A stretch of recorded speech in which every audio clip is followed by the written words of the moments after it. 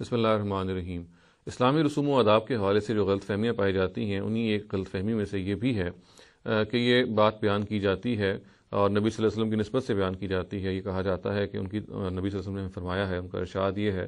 کہ یہود و نصارہ یعنی جوز اور کرسچنز میں سلام کرنے میں پہل نہ کی جائے، اور گویا کہ ان کی طرف سے یہ ایک اس بات کا اشارہ ہے کہ چونکہ یہ غیر مسلم ہیں یا کفار ہیں، چنانچہ ان کے ساتھ ایک ایسا سلوک اختیار کیا جائے کہ جس میں ان کو یہ محسوس ہو کہ ہم ان کو ایک سیکنڈری جگہ پہ، ثانوی مقام پہ رکھ رہے ہیں، اور سلام کی ابتدا ان سے ہرگز ہم نہ کریں۔ اور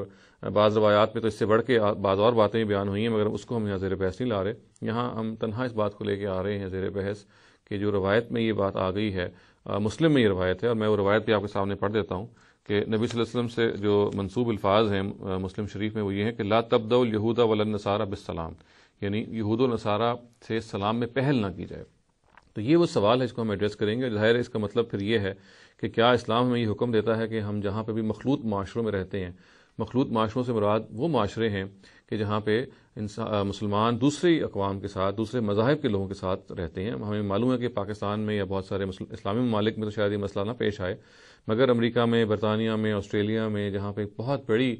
مسلم مائنورٹی یا مسلم اقلیت ایگزسٹ کرتی ہے، وہاں یہ مسئلہ آئے دن پیش آتا ہے، اور مسلمان پھر ظاہر ہے کہ اس معاملے میں یہ رہنمائی چاہتے ہیں کہ کیا آیا ان کے واقعی پیغمبر نے فرمایا، ان کا ارشاد یہی ہے کہ وہاں رہتے ہوئے وہاں کے یہود و نصارہ کے ساتھ تعلقات نہ بڑھائے جائیں۔ ظاہر ہے کہ تعلقات بڑھانے کی پہلی سیڑھی ہی یہ ہوتی ہے کہ آپ ان کو گریٹ کرتے ہیں، آپ ان سے سلام دعا کا تعلق رکھتے ہیں۔ تو یہ کہا جا رہا ہے کہ ان کے ساتھ سلامتی کے تعلق کو انیشیٹ ہی نہ کیا جائے، اس کو شروع ہی نہ کیا جائے، سلام ان کو کیا ہی نہ جائے، اس کی ابتدا نہ کی جائے۔ تو دیکھیے، ہمیں یہ بہت ضروری ہے کہ جب بھی ہم قرآن مجید کے حوالے سے دین پر غور کریں تو یہ دیکھیں کہ وہ کیا بات ہے بنیادی طور پہ جو کسی خاص ضمن میں ہمارے لیے فرمائی گئی ہے اللہ تعالیٰ کی طرف سے۔ اور اکثر یہ ہوتا ہے کہ نبی صلی اللہ علیہ وسلم کے اپنے جو ارشادات ہیں، جو ظاہر ہمارے لیے ویسے ہی واجب الاتباع ہیں، ان کی کوئی نہ کوئی بنیاد قرآن مجید میں ہوتی ہے، بلکہ ہر صورت ہوتی ہے، اس لیے کہ نبی صلی اللہ علیہ وسلم کوئی بھی بات ایسی نہیں کر سکتے، نہ فرما سکتے ہیں کہ جو قرآن مجید کے خلاف ہو یا قرآن مجید سے وہ پھوٹی ہوئی نہ ہو۔ چنانچہ دیکھیے کہ اگر ہم اس روایت کو بھی قرآن کی روشنی میں اس کا جائزہ لیں گے تو بالکل بات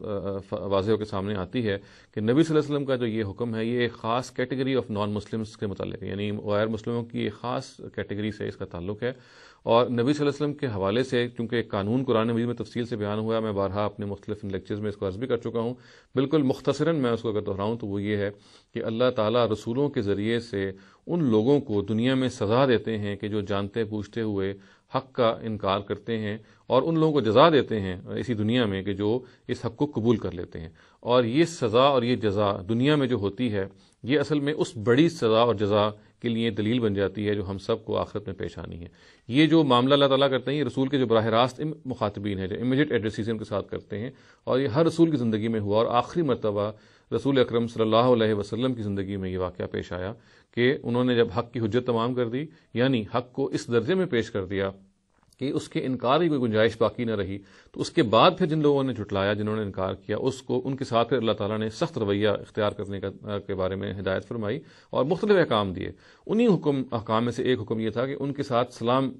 کو انیشیٹ نہ کیا جائے، یعنی ان سے ابتدا نہ کی جائے سلام کرنے سے، جو اصل میں اس بات کی فرح تھی کہ یہ وہ لوگ ہیں کہ جنہوں نے جانتے بوجھتے ہوئے اللہ تعالیٰ کے پیغمبر کو جھٹلایا، جانتے بوجھتے ہوئے اس حق کا انکار کیا جو ان کے پاس آ گیا تھا۔ یعنی ایسا نہیں ہے کہ کوئی وہ غلط فہمی میں مبتلا تھے، بلکہ ان کو پوری طرح سے یہ معلوم تھا کہ جس پیغمبر کی دعوت ان تک پہنچ رہی ہے، جن کے سامنے کھڑے ہیں، وہ بالکل اللہ تعالیٰ کی جانب سے ہیں، اور ان کے اپنے اسکرپچرز میں، یعنی ان یہود و نصارہ کے جو اپنے صحف ہیں، ان کے اندر نبی صلی اللہ علیہ وسلم کے آنے کی خبر بھی درج تھی، وہ اس سے پہلے سے منتظر تھے، تو گویا انہوں نے اس کو جھٹلایا کہ جس کے بارے میں وہ خود کنونس تھے۔ تو ایسے نان مسلمز کے حوالے سے ایسے غیر مسلموں کو پھر قرآن مجید نے کافر بھی قرار دیا، خاص اپنی اصطلاح میں، اور یہ بھی کہا کہ ان کے ساتھ فلاں اور فلاں معاملات نہ کیے جائیں، اور اسی کی فرح کے طور پہ پھر نبی صلی اللہ علیہ وسلم نے ظاہر ہے